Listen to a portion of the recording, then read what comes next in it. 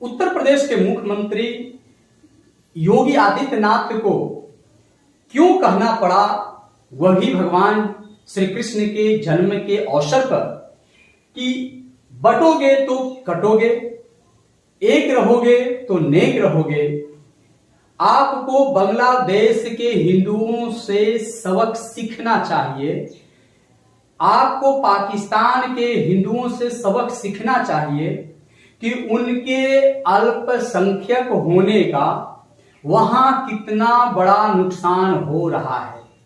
हिंदुओं, भारत के हिंदुओं, तुम्हें बंटने की जरूरत नहीं है। अगर बटोगे तो बांग्लादेश के हिंदुओं की तरह कटोगे। जिस तरह से जन्माष्टमी के अवसर पर बांग्लादेश के हिंदू जन्माष्टमी तो किए हुए हैं, भगवान के पूजा आराधना तो घरों में किए हुए हैं, उपवास भी रखे हुए हैं, लेकिन मंदिरों में जाने की हिम्मत नहीं हो रही है। बांग्लादेशी आतताइयों के द्वारा जिस तरह से बांग्लादेश में इस्कॉन टेम्पल में हिंदुओं के साथ, हिंदू धर्मावलंबियों के साथ, हिंदू देवी देवताओं में आस्था रखने वाले माता बहनों के साथ, भाइयों के साथ जिस तरह से उनका संहार किया जा रहा है और जिन प्रताड़ित किया जा रहा है, भारत के इस देश के हिंदुओं को भी उससे सीखना होगा। यह बात योगी आदित्यनाथ को क्यों कहना पड़ रहा है, जो आप वीडियो में देख रहे हैं। इस बात को योगी आदित्यनाथ के बातों का हम एनालिसिस कर रहे हैं, आप तक पहुंचाने का प्रयास कर रहे हैं कि आखिर उन्हें क्यों कहने की जरूरत पड़ रही है। देखिए, हमारे देश में हिंदुओं की संख्या लगभग 80% है, 80% है, और हमारे देश में अल्पसंख्यक है 20%। लेकिन देश, हम तो यहां बहुसंख्यक हैं जरूर, 80% हिंदू भारत में रहते हैं, अल्पसंख्यक मात्र हैं 20%। लेकिन जैसा कि हम अपने वीडियो में बार बार कहते आ रहे हैं कि पूरे विश्व का खूबसूरत संविधान हमारे देश का है, और खूबसूरत लोकतंत्र, सबसे मजबूत लोकतंत्र भी हमारे ही देश का है। और यही वजह है कि हमारे देश में 80% हिंदू रहने के बावजूद, यानी बहुसंख्यक रहने के बावजूद, ऐसे भी हिंदू सहिष्णु होते हैं, वसुधैव कुटुंबकम में इनका विश्वास होता है।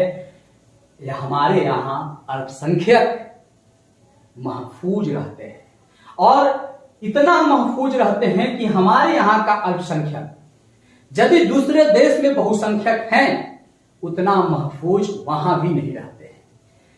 चलिए, इशारों में आप नहीं समझिएगा तो मैं आपको खुलकर बतलाता हूं कि हमारे देश के जो मुसलमान भाई हैं, पाकिस्तान से भी ज्यादा महफूज रहते हैं, बांग्लादेश से भी ज्यादा महफूज हमारे देश में रहते हैं, अफगानिस्तान से भी ज्यादा महफूज हमारे देश में रहते हैं। यानी भारत का मुसलमान भारत में, अफगानिस्तान के मुसलमान पाकिस्तान के मुसलमान, बांग्लादेश के मुसलमान की अपेक्षा यहां ज्यादा महफूज रहते हैं। और इसका वजह है हमारा मजबूत लोकतंत्र, हमारे खूबसूरत संविधान। लेकिन योगी आदित्यनाथ को यह क्यों कहना पड़ा कि बटोगे तो कटोगे, इसके वजह को समझिए। देखिए, यह हिंदू है 80%, जो बट चुका है आपको ओबीसी में।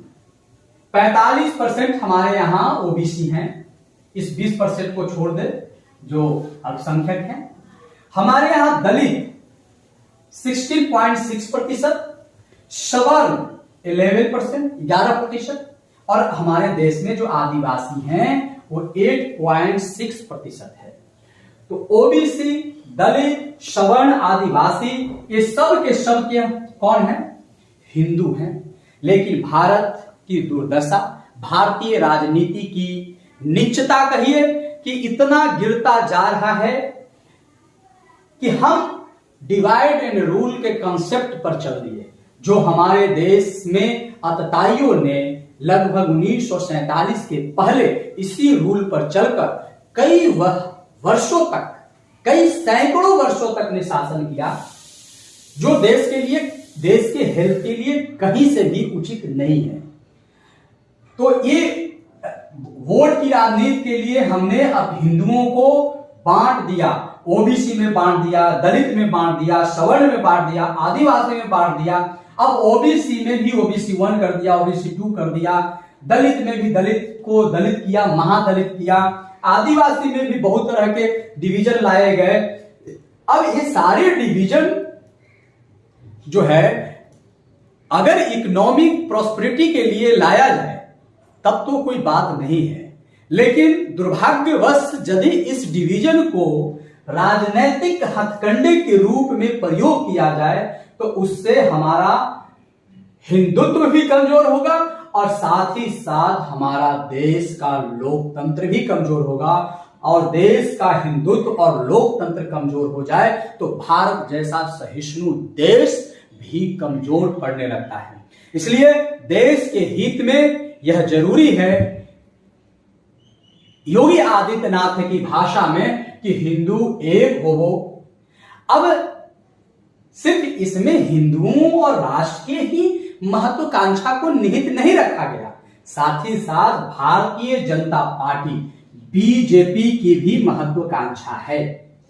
क्योंकि 2019 का अगर इलेक्शन देखा जाए और 2024 का इलेक्शन देखा जाए तो 2019 की अपेक्षाकृत 2024 में बहुत ज्यादा डाउनफॉल हुआ है भारतीय जनता पार्टी का।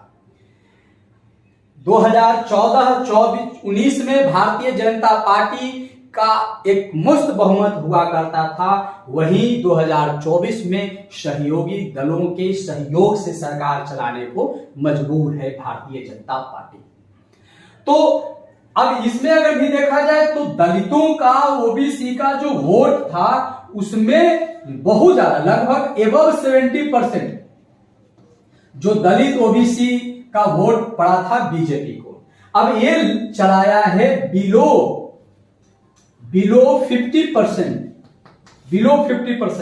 तो इतना बड़ा डाउनफॉल हुआ है। इस डाउनफॉल को यानी डैमेज को कंट्रोल करना चाहती है बीजेपी। बीजेपी चाहती है कि हिंदुत्व को आधार मानकर, हिंदुत्व के एजेंडा पर ही हम पूरे ओबीसी, दलित, सवर्ण और आदिवासी को एक करें। यानी भारतीय जनता पार्टी की नजर 80% वोट बैंक पर है, उसको भी एकत्रित करना चाहती है भारतीय जनता पार्टी, ताकि आने वाले राज्यों के चुनाव और देश के 2029 के चुनाव में भारतीय जनता पार्टी को इनका वोट एक मुश्त मिले। तो यह भी एक प्रयास है, क्योंकि भारतीय जनता पार्टी जानती है कि अल्पसंख्यक का अधिकांश वोट, कुछ परसेंट भारतीय जनता पार्टी को वोट मिलती है, लेकिन अधिकांश वोट भारतीय जनता पार्टी को नहीं मिलता है। तो यह योगी आदित्यनाथ का जो स्टेटमेंट था, जो वक्तव्य है, उसका व्याख्या हम आप तक पहुंचाए। क्या सोच है, किस सोच के तहत कोई नेता बोलता है या योगी आदित्यनाथ ने बोले, उसके पीछे का क्या कहानी है, क्या हिस्ट्री है, क्या स्टैंड हो सकता है, क्या एजेंडा हो सकता है, इन बातों को हम आप तक रखें। हमारी बातों से आप यदि सहमत हैं, हमारी बातों से यदि आप असहमत हैं, या कुछ और आपके मन में है जो आप समझना जानना चाहते हैं, या कोई मार्गदर्शन करना चाहते हैं, तो आपके लिए हमारा कमेंट बॉक्स का दरवाजा सदैव खुला है। आप अपनी प्रतिक्रिया, अपनी बात वहां रख सकते हैं। हम जरूर अगले वीडियो में उन बातों पर चर्चा करेंगे जो आप जानना चाहते हैं। तो आप अब विदा दीजिए। आप सबको बहुत बहुत धन्यवाद, साधुवाद, जय हिंद, जय भारत।